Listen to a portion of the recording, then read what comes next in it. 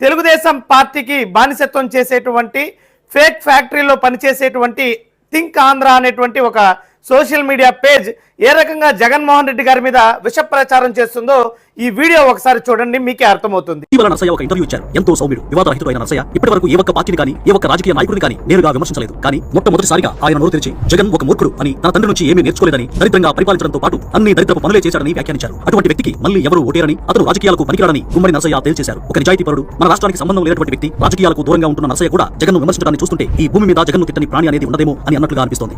చూశారుగా ఈ వీడియోలో జగన్మోహన్ రెడ్డి గారిని సామాన్యంగా 5 సార్లు గెలిచినటువంటి ఒక సామాన్య ఎమ్మెల్యే జగన్ ఒక వేస్ట్, జగన్మోహన్ రెడ్డికి ఎవరు ఓట్లు వేరు, దరిద్రుడు అంటూ సంబోధిస్తూ ఒక వీడియోని తయారు చేసి ప్రజల్లోకి వదిలినటువంటి పరిస్థితి.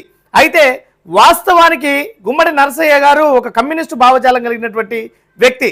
ఆయన దేశంలో ఏ నాయకుడిని కూడా మెచ్చుకున్నటువంటి దాఖలాలే లేవు. ఉదాహరణకి గుమ్మడి నరసయ్య గారు వాస్తవానికి ఏం మాట్లాడారో ఈ వీడియో ఒకసారి చూడండి. చంద్రబాబు నాయుడు ఆయన పరిపాలన నాడు ఆయన దరిద్రుడే. ప్రధానమంత్రి మోడీ దేశాన్ని ముంచటంలో, దేశాన్ని అమ్ముకోవటంలో ఆయన గొప్ప. ఇది చంద్రబాబు నాయుడు దరిద్రుడు, భారత ప్రధాని మోడీ దేశాన్ని అమ్మేస్తున్నాడంటూ భారత ప్రధానిని మాట్లాడినటువంటి పరిస్థితి. అదేవిధంగా చంద్రబాబు నాయుడు గారిని ఉద్దేశిస్తూ చంద్రబాబు నాయుడు దరిద్రుడు అని మాట్లాడినటువంటి పరిస్థితి.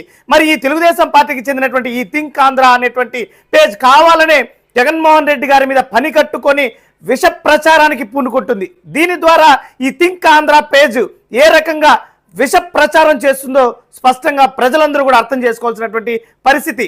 భవిష్యత్తులో ఇలాంటి విష ప్రచారాలు ఇంకా ఎక్కువ చేసేటువంటి అవకాశం ఉంది. ఏమాత్రం కూడా ఇబ్బంది లేదు. ప్రతి ఒక్క దాన్ని కూడా వైఎస్ఆర్ కాంగ్రెస్ పార్టీ కార్యకర్తలు ఎప్పటికప్పుడు మీ యొక్క అబద్ధాలని నిజాలతో ప్రజల ముందు పెడతాం.